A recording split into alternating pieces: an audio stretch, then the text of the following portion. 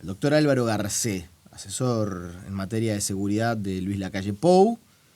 Hay quienes dicen, si Lacalle Pou es presidente, es seguro ministro del Interior. ¿Cómo le va? Buenos días. Gracias por venir. Buen día, Nicolás. Linda mañana. Puso una cara rara, así como diciendo... cara de... Yo dije, hay algunos que dicen.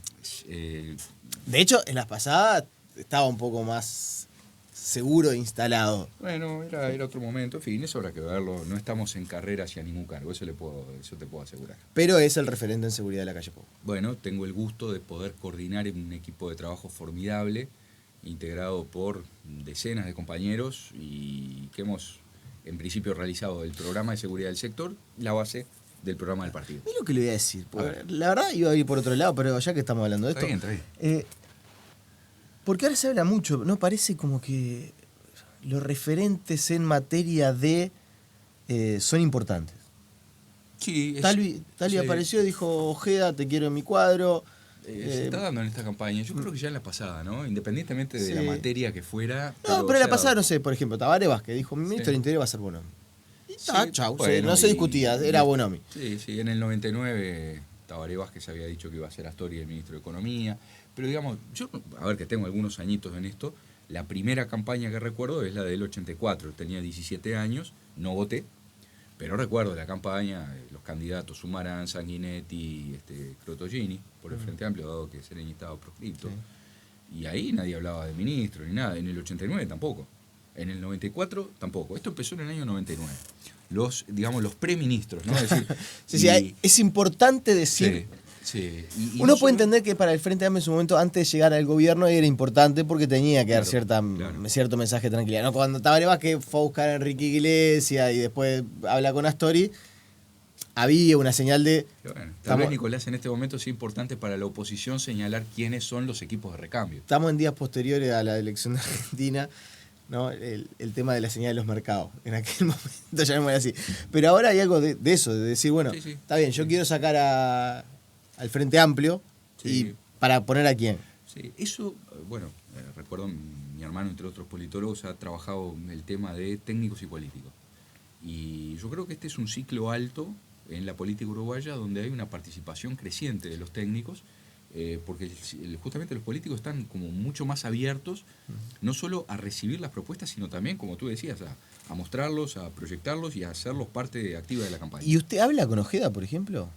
Casualmente intercambiamos unos mensajes hace cuestión de 15 o 20 días, no me acuerdo exactamente, pero nos conocemos por cuestiones de la profesión, del mismo modo nos conocemos con Diego Sanjurjo y bueno... Diego Sanjurjo, que también integra el equipo de Talvi, que de alguna manera, esto lo voy a decir acá, voy a sacar un poco de chapa, en una entrevista con 930 acá en Radio Monte Carlo, como que la gente, porque la verdad, él lo reconoce incluso, como que estaba medio en lo bajo, en lo universitario, en el ámbito académico, más allá que hacía sus columnas en El Observador, pero ciertamente ya es bastante más conocido porque, bueno, mediáticamente empezó un camino. Y sobre Leal, sobre Gustavo Leal, ¿qué opinión tiene usted? Bueno, no voy a opinar de la persona, naturalmente, sino de la gestión del director. Yo creo que en este momento es muy clara la apuesta de Daniel Martínez a confiar en él. Es muy claro, además, que el propio Ministerio del Interior ha elegido mostrar el impacto de esos operativos. Yo creo en estos días que hay una necesidad del Ministerio de transmitir en directo el resultado de esos operativos. Hay una necesidad de mostrar resultados en medio de una gestión que evidencia costados muy débiles con los delitos que se vienen encima, las estadísticas completamente adversas. En lo personal creo que el Ministerio está sobredimensionando el impacto de esos operativos, los está vendiendo, es decir, los está promocionando, vendiendo en el sentido de exhibirlos a la ciudadanía. Y me parece que en la práctica, en la realidad, esos operativos no tienen la magnitud o el peso que dice el Ministerio que tiene. Yo creo que son operativos tardíos, que se debieron haber hecho antes, que son el resultado de un error anterior, preexistente, donde se le entregó el territorio a determinados grupos mafiosos. ¿Pero cómo se le entregó? Se le entregó por omisión, porque el Estado se fue retirando, se le fue cediendo parte del territorio, como se cedieron las cárceles, porque hoy las cárceles están controladas, por lo menos las principales, por grupos de crimen organizado, se cedieron porciones del territorio, que fueron rápidamente tomadas por esos grupos de crimen organizado y pequeños narcotraficantes que crecieron. Entonces, creo que esos operativos francamente no mueven la aguja. Y estoy hablando entonces estoy juzgando una actuación, una línea política que me parece que no está teniendo el rendimiento que nos dicen que tiene. ¿No le representa Leal un cambio en la política del Ministerio del Interior? Es claro que no, en la medida en que ha formado parte de este equipo y sería eventualmente parte de un equipo de recambio. Por lo tanto, es clarísimo que hay una confirmación que sería más de lo mismo. Con algún matiz, con alguna cosa, pero en definitiva es la continuidad de la política. La gestión de seguridad de Leal, si le tocan ese Ministerio del Interior, para usted es más de lo mismo de lo que vemos hoy. Lo que veo es que ha sido parte de un equipo, ese equipo ha fracasado y, en definitiva, por más que Daniel Martínez dice, bueno, ahora el narcotráfico hasta el hueso. Bueno, pero señores, ¿por qué no lo hicieron hasta ahora? ¿Por qué no fueron hasta el hueso ahora? ¿Por qué? Y yo considero que los operativos no constituyen justamente un ejemplo de ir hasta el hueso. La prueba está que Uruguay es un colador, es un puente de pasaje de droga, está así señalado por la comunidad internacional, con un daño enorme que es muy difícil de evaluar en este momento. Daño de imagen, daño de credibilidad. Eso es lo peor económico. de la situación del avión, de la incautación en Alemania. ¿Lo peor es el daño de la imagen del país? No. Lo peor es que Uruguay sea efectivamente como lo es y como nos dicen que es, funcional al crimen organizado internacional. Eso es tristísimo y eso es inadmisible. Es inadmisible para... Ahora, lo conozco hace mucho. ¿Sí? Nos conocemos hace tiempo, unos sí. cuantos años. Sí. Lo hemos entrevistado varias veces. ¿Cómo no? En radio y en tele. Exactamente. No es mucho decir que Uruguay es funcional. En este momento es funcional al crimen organizado en la medida en que internacionalmente se lo señala como uno de los lugares de pasaje de la droga. Pero decir que es funcional es decir que ayuda de alguna manera es funcional, o que digamos, sirve de... Sirve de corredor de pasaje. Eso es un dato de la realidad. Yo ni siquiera estoy emitiendo un juicio. Estoy diciendo que en Europa nos están Le Monde, la Deutsche Welle, nos están diciendo, cuidado, porque Uruguay ahora, y desde hace un tiempo, es el lugar de pasaje fácil de la droga. Entonces, aquí no hay ningún adjetivo. Es simplemente traer a esta mesa algo que están diciendo en Europa. Y sobre lo cual no estamos ni agrandando, ni improvisando, ni cargando de adjetivos. Bueno, eso es peligroso. Y eso es un resultado que está ligado a una gestión en materia de seguridad. Eso es muy de la difícil. cual Leal es parte. Es una de las partes, desde luego. Es uno de los jerarcas del Ministerio del Interior. Tengo mucho tema para hablar. Ya que estamos hablando de la gestión actual, voy a ir por ese lado. Hace no mucho, algunos días, el Ministerio del Interior dio a conocer los resultados del primer semestre. Sí. Habló de una sensible baja en los homicidios, más del 20%. Aumento leve en la medida en que el enfermo tenía 41 de fiebre y ahora tiene 40 y medio. Me explico, Nicolás. Lo que estoy diciendo es, disminuyen los homicidios con respecto al peor guarismo histórico, guarismo epidémico, que fue el año pasado. No es una mejora. Digo, es en todo caso que dentro de una situación de emergencia, por lo menos los homicidios no se sigan disparando. Las rapiñas siguen aumentando. Sí, 9 y algo por ciento. Eso es tremendo. Las rapiñas denunciadas, No sabemos. Bueno, yo le iba a preguntar por el tema de los hurtos, que ahí hay una leve disminución. Y uno sí podría decir, el hurto, y la verdad la gente ya está aburrida de denunciarlo. Te roban en la radio del auto y yo qué sé, no sé, llévatela. No me voy a meter en una comisaría para denunciar. Sí. Está bien. Por eso digo, ahora la rapiña es con violencia, es otra. A mí me cuesta creer que la rapiña no se denuncia. La gente. A ver, estamos generando una hipótesis a partir de datos que desconocemos, porque se trata de la cifra oculta de la criminalidad. Es lo que no se cuantifica. De acuerdo a las últimas encuestas de victimización, una de ellas decía hace un tiempo, el 75% del delito en Uruguay no se denuncia. Saquemos los homicidios, ¿no? Por ejemplo, en el caso del abigeato, es mucho más. Yo creo que la gente ya en el interior está harta y ni siquiera denuncia. Pero tenemos la seguridad que el abigeato, los copamientos rurales, los hurtos rurales, los daños, están haciendo estragos en la economía. Además de hacer mella en el ánimo de las personas, en el sentido que la gente está harta de la sensación de inseguridad, del sentimiento de inseguridad. pero me parece que estas cifras, en definitiva, lo que revelan es que seguimos dentro de lo que es una situación de emergencia en materia de inseguridad. Objetivamente hay una situación de emergencia. Yo espero que el próximo gobierno la declare como un acto simbólico, formal del 1 de marzo. Declárese la emergencia en materia de inseguridad. ¿Para qué? Si usted fuera ministro del Interior, le diría al presidente, en este caso en la calle Pou, la verdad, hasta como una señal, yo, Nicolás, declaremos la emergencia del 1. Independientemente del rol que eventualísimamente me toque, en el programa del sector y luego en el programa del partido, me ocupé de incluir una medida formal, diría simbólica, por la cual el Partido Nacional se compromete a declarar la emergencia el 1 de marzo del 2020. ¿Y qué involucra? ¿Qué incluye? Involucra un reconocimiento. Es mucho más que un saludo a la bandera, porque algunos me dicen. Capaz que es un postulado. No, es una declaración que genera una respuesta institucional en la medida en que el Estado reconoce una emergencia que tiene que combatir y para ello tiene que coordinar todos los esfuerzos. No se puede resolver un problema si no se lo reconoce, no se puede salir de esta situación si no se la enfrenta aplicando todos los recursos del Estado, coordinadamente. Entonces, ese es me parece el primer paso, que tiene un contenido simbólico importante, pero que tiene también una proyección efectiva. El 1 de marzo, volvemos a hablar de más allá de la situación y el rol que le toque jugar a usted, puede haber una declaratoria de emergencia, puede también haber un gobierno que se encuentre con una reforma aprobada. Es un escenario posible. Usted no acompaña, o sea, no va a votar la reforma. No, yo comparto que es loable el objetivo, pero no creo que el medio para resolver esta emergencia sea involucrar más al Ministerio de Defensa Nacional.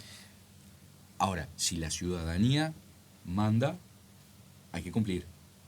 Después se verá cómo, de qué manera, porque son disposiciones heterogéneas. Por ejemplo, la que ordena el cumplimiento efectivo de las penas, y bueno, eso cúmplase por el Poder Judicial.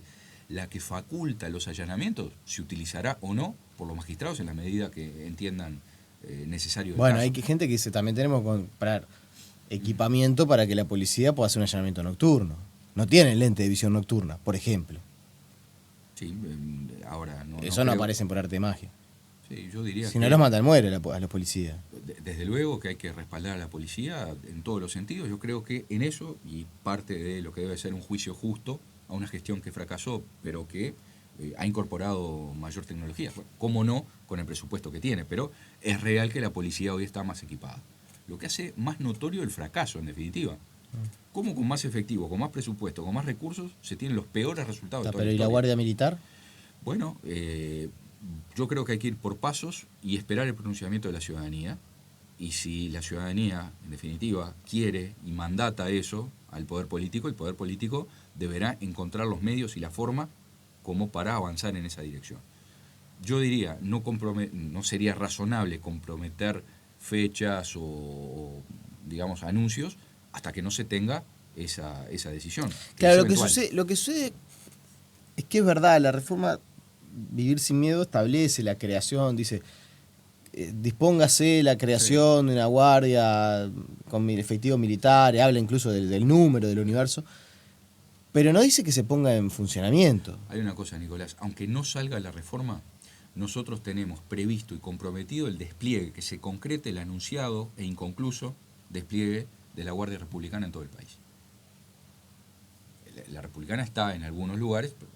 Cuando se creó, cuando se acordó en los acuerdos interpartidarios de 2010, se pensaba en una unidad con despliegue nacional. Para usted la Guardia Militarizada es la Republicana. La función la cumple. Claro, lo que pasa es que se le han ido colgando funciones, en algunos casos absurdas, como la de gestión de la seguridad penitenciaria. Bueno, eso es absurdo. La Republicana, yo la vi intervenir en motines y situaciones de crisis donde había un incendio, literalmente, y había que tener un cuerpo especial que estuviera allí. Pero la Republicana no es un equipo de seguridad penitenciaria. Se le da ese propósito porque desmantelaron y rompieron todo el sistema de seguridad penitenciaria. Entonces ahora no hay respaldo y hay que acudir, hay que pedirle a la Republicana que lo haga. Es un error conceptual muy grande. Y además, se le está pidiendo a la republicana que haga todo. Bueno, no, yo creo que a un cuerpo especial hay que pedirle las tareas que le son inherentes. Y la función penitenciaria es extraña a ese cuerpo de seguridad. No fue Pero, creado para no sé, eso. estoy poniendo el escenario hipotético, y es mucha hipótesis, pero tenemos que ir porque la gente lo tiene que entender también. Sí. Imagínense que se aprueba, imagínense que usted es ministro del Interior, imagínense que se aprueba la reforma de Vivir Sin Miedo. ¿Usted qué hace? ¿Toma la Guardia Republicana ya existente Eso o es- le anexa a los militares a la Guardia Republicana? Yo lo que puedo sostener hoy con claridad, porque es un compromiso del partido, ya no del sector, desde todo el partido, nosotros vamos hacia el despliegue nacional de la republicana. Después, ¿cómo No me dice la reforma. de la reforma? Y es que no tiene mucho sentido especular hasta que no se pronuncie la ciudadanía. Luego, Pero ¿y por qué usted no acompañaría, por ejemplo, por qué no vota la reforma? porque, tal como lo he dicho en todas las instancias que he tenido, yo creo que es loable el objetivo, vivir sin miedo, es loable de alguna manera ofrecerle a la ciudadanía una respuesta contundente para revertir la crisis de seguridad, pero la vía y el mecanismo no es a través del Ministerio de Defensa Nacional, que ya cumple unas cuantas tareas en materia de seguridad interna, tiene una pendiente que es el despliegue en la En frontera. los 20 kilómetros de frontera. Bueno, entonces ya el Ministerio de Defensa tiene bastante con la custodia perimetral de las cárceles y todo lo demás. Y es el Ministerio del Interior el que debe gestionar y respaldar los recursos, la Policía Nacional, de modo tal que la policía pueda hacer eficazmente la tarea de prevención y represión del delito. Y saco de aquí la gestión de la privación de libertad, porque a mi juicio habría que crear un servicio descentralizado, pero no como está proyectando el Poder Ejecutivo actualmente, que habla de un servicio descentralizado conectado al Poder Ejecutivo a través del Ministerio de Educación y Cultura, lo cual es teoría y ni siquiera es buena teoría. El servicio penitenciario tiene que ser parte de un organismo especializado, un servicio descentralizado podría ser una buena opción, y debe existir un nexo, una comunicación institucional con el Poder Ejecutivo a través del Ministerio del Interior. No me queda claro igual qué hace usted con los efectivos del Ministerio de Defensa, si se aprueba la reforma. Los efectivos del Ministerio de Defensa tienen que seguir, independientemente de la reforma, tienen que seguir cumpliendo las funciones que hoy tienen encomendadas por ley. Pero si se aprueba la reforma. Aún así, desde luego. Esas funciones... No, eso ni que hablar. Si se aprueba la reforma, ¿se crea el grupo de 2.000 efectivos militares? Nicolás, yo insisto en que ese es un escenario hipotético y, en términos generales, para quien, como en nuestro caso, no acompañamos con el voto de esa reforma, tenemos la obligación de dar cumplimiento si es que la ciudadanía lo mandata. Ahora, tú me decís, ¿de qué modo lo van a hacer? Bueno, vamos a ver si hay que hacerlo. No tiene sentido adelantarnos a esa decisión, me parece. ¿Y no pensó en algún momento por ahí por lo menos dos sectores ya del grupo de la calle Pou que dijeron que iban a ensobrar? Que ponen a disposición, no en sobra. Se comprende el matiz. Porque está presentado de esta manera. No. Yo puedo asegurar que lo que es... ¿Enciso? Bueno, puede ser en el caso de él, pero no olvidemos que Enciso hizo un acuerdo y por lo tanto forma parte del sector la 404. Lo que ofrecen esas listas, hasta ahora, si yo no he comprendido mal a los compañeros, es tener la lista de votación y tener además la papeleta para quien quiera ensobrar. Eso no quiere decir que activamente se ensobra y se reparte todo. Se deja en libertad de acción a los votantes. No es correcto decir que se van a sobrar. No, lo que se va a hacer es poner a disposición la papeleta. Está bien, es parte de la elección que tiene cada persona. Queda claro. Me quedan algunos temas para conversar. Hay algunos que me los separé porque estuve leyendo el programa que presentaron recientemente del Partido Nacional. Me llama la atención que... No el de Quibón, sino ya el del partido. Sí, el de los 176, el programa único. El programa único, las 120 medidas. Sí, son 176 páginas. Sí. En materia de seguridad... Unas cuantas páginas y 120 medidas. Sí. Eran 111 en el programa de todos, de Quibón, ahora son 120. 9. Se sumaron 9 como resultado de los aportes de otros sectores del partido. Claro. Sí. Hace mucho énfasis en el tema de las cifras, la posibilidad de que la gente sea consultada, ¿no? de lo que espera de la policía, de lo que está recibiendo. Hay un tema que a mí me parece crucial y que no se está hablando mucho. A ver. Porque el otro lo puedo explicar. Va por el lado de un plan de gestión de la calidad, es decir, certificar, implantar sistemas de gestión de la calidad ISO 9000 y certificar algunos procesos que lleva adelante la policía. El Observatorio de Violencia y Criminalidad, ¿por fuera del Ministerio del Interior? No, dentro, monitoreado. No, yo sé por dónde viene la pregunta. En esa. No, está bien, está bien. Y su hermano, que aparte es académico. No, está bien. Los académicos les pegan con esto. Porque la verdad. Las cifras hoy no son confiables. Y si mientras sigan en el Ministerio del Interior. No, pero pueden ser. Esto me lo dijeron varios, ¿eh? La verdad, el poder político no lo quiere largar. Pues, yo no veo razón para que ese observatorio funcione en la órbita del Ministerio del Interior, pero con la posibilidad de auditoría. Es decir, que puedan entrar en la cocina mientras se está preparando la cifra, ¿verdad? Que se pueda saber cuáles son los criterios. En la medida en que vamos a una certificación de los procesos, esto implica la construcción de indicadores objetivos. Cualquier empresa que certifica ISO 9001, lo primero que hace es estandarizar determinados procesos, subirlos a lo que son los requisitos de la norma ISO 9001, lo que implica medir y evaluar. Y si hay que corregir, corregir. Pero hacerlo de un modo tal que sea confiable y que sea transparente. Esos principios nosotros los queremos aplicar a determinados procesos de la policía. Entonces, si nosotros vamos a la construcción de indicadores que sean fiables, que sean transparentes, que no estén subordinados al poder político, que no se manejen las cifras de acuerdo a las necesidades políticas de turno, yo diría que no es tan urgente sacarlo del ministerio. Luego, si se quieren de alguna manera construir, sería muy bueno que la sociedad civil tuviera un observatorio potente.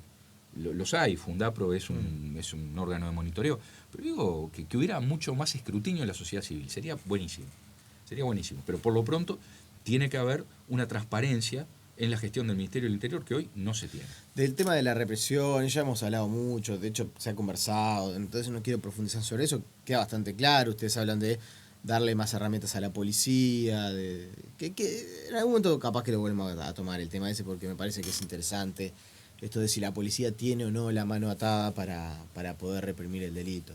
¿Tuvo alguna discusión con su vida en ese sentido? Hoy tiene esas manos atadas por falta de respaldo político.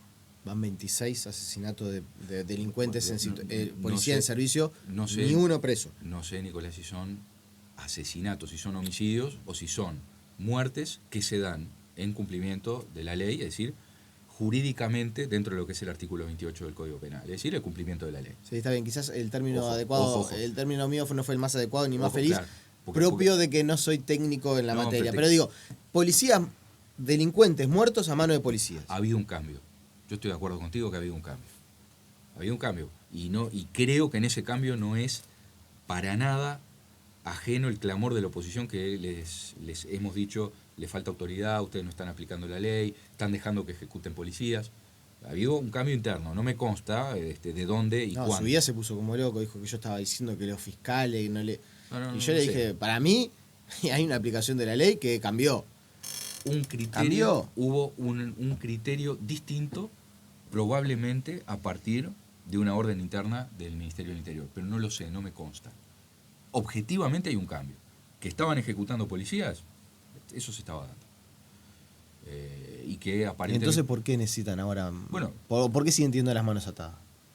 Hoy siguen teniendo las manos atadas, más allá de esos episodios, porque los policías nos dicen que cuando van a fondo en un determinado procedimiento, no demora mucho en venir un llamado diciendo aflojen, suave, hasta acá. ¿Cómo?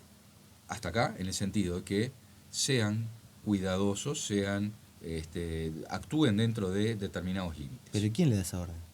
Los superiores. Eso fluye a través de la cadena de mando y responde a una directiva del Ministerio del Interior que quiere que la fuerza se aplique de determinada manera y que encuadre la fuerza dentro de esos límites. Y si alguien, yo no digo excediendo de modo tal que sea un delito, si alguien va más allá de esas coordenadas, inmediatamente es llamado al orden. Y lo que nos dice la policía es, nosotros no nos sentimos respaldados. Penades dijo una frase... Pero vi que había causado sorpresa y creo que sí, después sí. Sí. Penades dijo una frase que generó mucha polémica. Dijo, entre cierta permisividad y el exceso de autoridad, capaz que estamos en un momento que se necesita exceso de autoridad. Yo leí completa la nota más allá del titular, porque el titular decía una cosa y la nota decía otra, Y aparte... No tan distinto. Sí, no. El titular no reflejaba lo que decía la nota. Pero no importa. Lo conozco hace años a Gustavo Penadez, como diputado, como senador, en todas las facetas que ha intervenido. No tengo ninguna duda que es un acérrimo defensor del Estado de Derecho y no tengo ninguna duda que un gobierno del Partido Nacional no va a tolerar excesos, va a respaldar hasta el límite de la Constitución y de la ley y no más allá.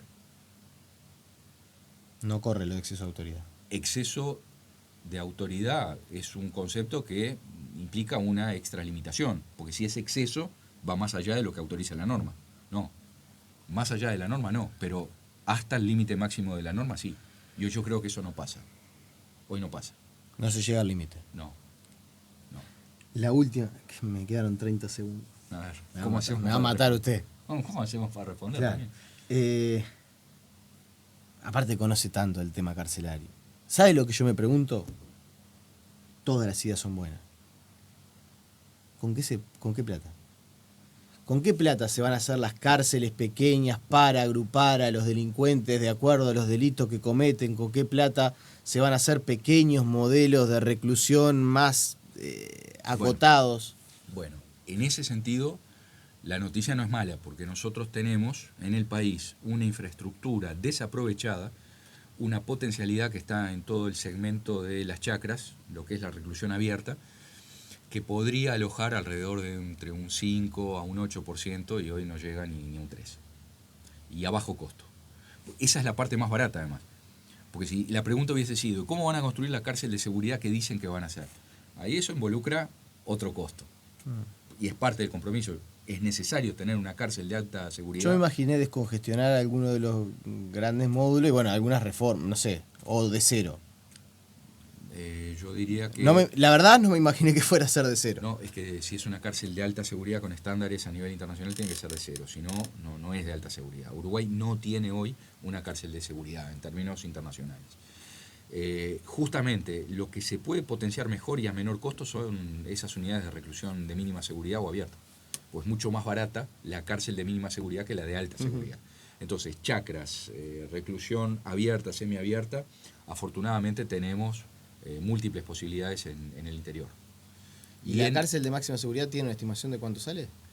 Sí, es una cárcel, depende, ahí diría dos ideas y en función de eso varía el costo. Es una necesidad que tiene el país, que la tiene pendiente desde hace mucho tiempo.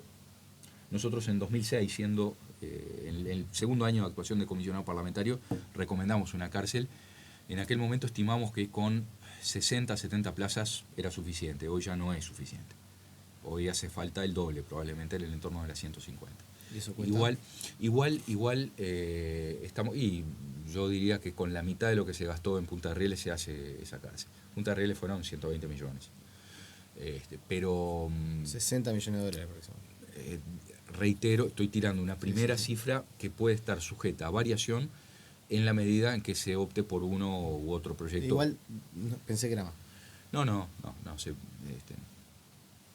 Eso es perfectamente razonable. Es más, yo diría que con un costo similar... Cara entonces Punta Rieles. Muy cara.